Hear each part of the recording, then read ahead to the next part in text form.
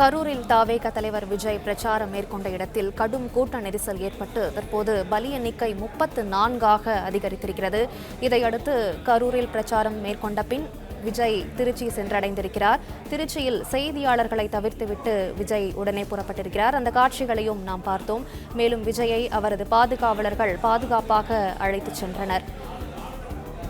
கரூரில் தாவேக தலைவர் விஜய் பிரச்சாரம் மேற்கொண்ட இடத்தில் கடும் கூட்ட நெரிசல் தள்ளுமுள்ளு ஏற்பட்டதை அடுத்து அங்கு பலி எண்ணிக்கை அதிகரித்துக் கொண்டே இருக்கிறது. தற்போது வரை 34 பேர் உயிரிழந்திருப்பதாக தெரிவிக்கப்பட்டிருக்கிறது. இதில் 6 குழந்தைகள், 16 பெண்கள் உட்பட 34 பேர் உயிரிழந்திருக்கின்றனர். கரூரில் பெரும் துயர சம்பவமானது நிகழ்ந்திருக்கிறது. கூட்ட நெரிசல் ஏற்பட்டு 34 பேர் உயிரிழந்திருக்கின்றனர். விவரங்களை செய்தியாளர் ராஜகுமரன் தொடர்ந்து வழங்க கேட்கலாம். ராஜகுமரன், விவரங்கள். தொடர்ந்து அந்த மருத்துவ சிகிச்சை வழங்கப்பட்டு வருகின்றது. அரசு மருத்துவமனையிலுடைய குழந்தைகள் நல வார்டில் அனுமதிக்கப்பட்டிருக்கக்கூடிய குழந்தைகளுக்கு உயிர்காக்கும் சிகிச்சைகள் வழங்கப்பட்டு வருகின்றது. அரசு மருத்துவர்கள் பணிக்கு உடனடியாக இரவு பணிக்கு முழுவதுமாக வந்திருக்கின்றார்கள். அடுத்தடுத்து பல சிகிச்சைக்காக அனுமதிக்கப்பட்டு வரக்கூடிய நிலையில்தான் எமர்ஜென்சி வார்டில் இருந்து பலர் ஐசியூக்கு ஏற்கனவே மாற்றம் செய்யப்பட்டிருக்கின்றார்கள். அவசரகால சிகிச்சை பிரிவிலிருந்து தீவிர சிகிச்சை பிரிவுக்கு அவர்கள் மாற்றப்பட்டிருக்கின்றார்கள். குழந்தைகள் நல வார்டிலே அவசர கதியிலே சிகிச்சைகள் நடைபெற்றுக் கொண்டிருக்கின்றன. எப்படியாவது வந்திருக்கக்கூடிய அனைத்து குழந்தைகளையும் காப்பாற்றிவிட மாட்டோமா என்கின்ற ஒரு இயக்கத்தோடு அங்கிருக்கக்கூடிய மருத்துவ குழுவினர் பணியில் இருக்கின்றார்கள். மற்ற இடங்களை காட்டிலும் இந்த ஐசியூ என்று சொல்லப்படக்கூடிய தீவிர சிகிச்சை பிரிவிலும் அதே போன்று குழந்தைகள் நல வார்டிலும் சிகிச்சை பிரிவிலே ஏராளமான மருத்துவர்கள் இருக்கின்றார்கள். இன்று நடைபெற்ற தமிழக வெற்றி கழகத்தினுடைய கரூர் தேர்தல் பரப்புரை கூட்டத்தில் பங்கேற்றிருந்தவர்களுக்கு பல்வேறு கட்டுப்பாடுகள், நிபந்தனைகள் எல்லாம் விதிக்கப்பட்டிருந்தன. அவை அனைத்தையும் அவர்கள் பின்பற்றினார்களா என்பது மிகப்பெரிய கேள்வியாக இருந்தது. குழந்தைகளை வர வேண்டாம் என்று சொல்லியிருந்தார்கள், பெண்கள் வர வேண்டாம் என்று சொல்லியிருந்தார்கள். ஆனால் இன்று வந்து உயிரிழந்தவர்கள் பெரும்பான்மை எண்ணிக்கையில் இருக்கக்கூடியவர்கள் குழந்தைகளும் பெண்களும் தான். நிறைய குழந்தைகள் அந்த நிலையிலேயே அவர்கள் கிடைக்கின்றார்கள். அவர்களுக்கான மருத்துவ சிகிச்சைகள் வழங்கப்பட்டு வருகின்றன. எப்படியாவது அவர்களை உயிர் காத்து விட வேண்டும் என்கின்ற தவிப்போடு அவர்களுடைய குடும்ப உறுப்பினர்கள் இருப்பதை பார்க்க முடிகின்றது. இதுவரை தமிழ்நாட்டு அரசியல் வரலாற்றிலே நிறைய கூட்டங்கள் நடைபெற்றிருக்கின்றன. நிறைய மக்கள் ஒன்று கூடியிருக்கின்றார்கள், மாநாடுகள் நடைபெற்றிருக்கின்றன. ஆனால் ஒருபோதும் இது போன்ற மிகப்பெரிய விபத்துகள் நடந்தது கிடையாது. அதிலும் குறிப்பாக இதுவரை 34 பேர் உயிரிழந்திருக்கின்றார்கள். அதோடு சேர்த்து மேலும் பலர் என்ன ஆனார்கள் என்பதை கண்டறிய முடியாத வகையிலே அவர்கள் எல்லாம் எந்த மருத்துவமனையில் இருக்கின்றார்கள் என்பது கூட புரியாத நிலையில் அவருடைய உறவினர்கள் இருக்கின்றார்கள். அவர்களுக்கு ஆறுதல் சொல்வதற்கும் ஆட்கள் இல்லை.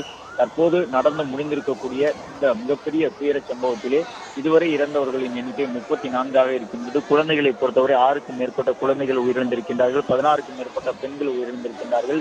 இந்த உயிரிழப்பின் எண்ணிக்கை இத்தோடு நின்றுவிட வேண்டும் என்றுதான் அனைவருமே வேண்டிக் கொண்டிருக்கிறார்கள். ஆனால் கடந்த ஒரு அரை மணி நேரமாக 2ஆக இருந்து 10ஆக இருந்து 20ஐ கடந்து 34ஆக தற்பொழுது உயிரிழந்தவர்களுடைய எண்ணிக்கை அதிகரித்து காணப்பட்டிருக்கின்றது. அவர்களுக்கு வழங்கப்பட வேண்டிய சிகிச்சை முறைகள் குறித்து தொடர்ந்து மருத்துவ குழுவினரோடு மக்கள் நல்வாழ்வுத்துறை அமைச்சர் மா சுப்பிரமணியன் உள்ளிட்டவர்கள் ஆலோசனையில் ஈடுபட்டிருக்கிறார்கள். மேலும் முன்னாள் அமைச்சர் செந்தில் பாலாஜி உள்ளிட்டவர்களும் மருத்துவமனையிலேயே இருந்து அங்கே வழங்கப்பட வரக்கூடிய அந்த சிகிச்சை முறைகள் குறித்து கேட்டறிந்து வருகின்றார்கள். மற்றொரு பக்கம் தமிழ்நாடு முதலமைச்சர் தலைமைச் செயலகம் இணைந்திருக்கிறார். தலைமைச் செயலகத்திலே முக்கிய அரசுத்துறை அதிகாரிகள் வரவழைக்கப்பட்டிருக்கின்றார்கள். அது மட்டுமல்லாமல் காவல்துறை உயரதிகாரிகளும் அழைப்பு விடுக்கப்பட்டிருக்கின்றது. அவர்களிடமும் கேட்டறியப்பட இருக்கின்றது.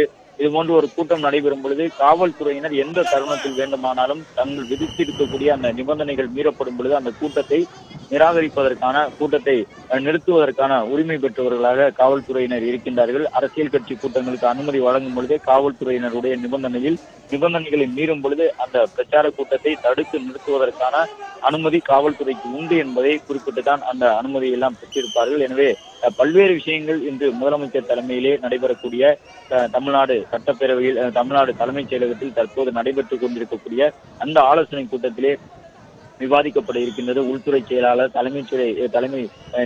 தலைமை செயலாளர் உள்ளிட்டவர்கள் எல்லாம் தங்களுடைய விளக்கத்தை முதலமைச்சருக்கு வழங்க வேண்டிய சூழ்நிலை தற்போது எழுந்திருக்கின்றது.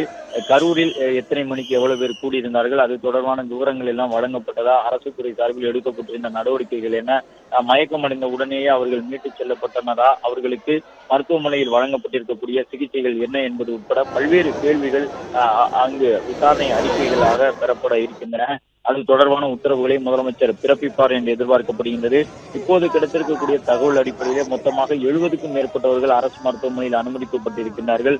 அவர்கள் 3 வகையான பாதிப்புகளுக்கு உட்பட்டவர்களாக அனுமதிக்கப்பட்டிருக்கிறார்கள். ஒன்று மூச்சுத்திணறல் பாதிப்போடு வந்திருக்கின்றார்கள், மயக்கமடைந்த நிலையில் இருந்திருக்கின்றார்கள். இன்னொரு பக்கம் நீர்ச்சத்து குறைபாடோடு வந்தவர்களாக இருந்திருக்கிறார்கள். விஜயனுடைய தேர்தல் பிரச்சாரத்திலே மொத்தமாக 34 பேர் இதுவரை உயிரிழந்திருக்கிறார்கள்.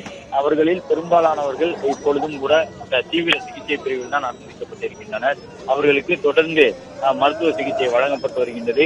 ஏற்கனவே அவசர சிகிச்சை பிரிவில் இருந்தவர் அதிலிருந்து ஐசியு என்று சொல்லப்படக்கூடிய தீவிர சிகிச்சை பிரிவுகளுக்கு மாற்றப்பட்டிருக்கின்றார்கள் என்பதிலிருந்து கவலைக்கிடமாக இருப்பவர்களுடைய எண்ணிக்கை இன்னும் அதிகரித்துக் கொண்டிருக்கின்றது என்பதை தெரிந்து கொள்ள முடியும். இது மட்டுமல்லாமல் குழந்தைகளுக்கான சிகிச்சை பிரிவிலே உள்ளே நாம் உட்பட யாரும் அனுமதிக்கப்படவில்லை என்றாலும் கூட அந்த குழந்தைகளுக்கான வார்டிலே நிறைய மருத்துவர்கள் இருப்பதை பார்க்க முடிகின்றது. நிறைய குழந்தைகள் அங்கே அழுகுரல் சத்தோடு இருப்பதையும் கேட்க முடிகின்றது. தொடர்ந்து அந்த வார்டுக்குள் நிறைய மருத்துவர்கள் உள்ளே சென்று வருகின்றார்கள், செவிலியர்கள் சென்று வருகின்றார்கள். எனவே அவர்களுடைய நிலை என்னவாக இருக்கின்றது என்பது தொடர்பாகவும் ஆலோசிக்கப்பட்டு வருகிறது. பிளே ஸ்டோர் மற்றும் ஆப் ஸ்டோரில் இருந்து பாலிமர் செயலியை QR கோடு மூலம் பதிவிறக்கம் செய்யுங்கள். செய்திகளை உடனுக்குடன் பெறுங்கள்.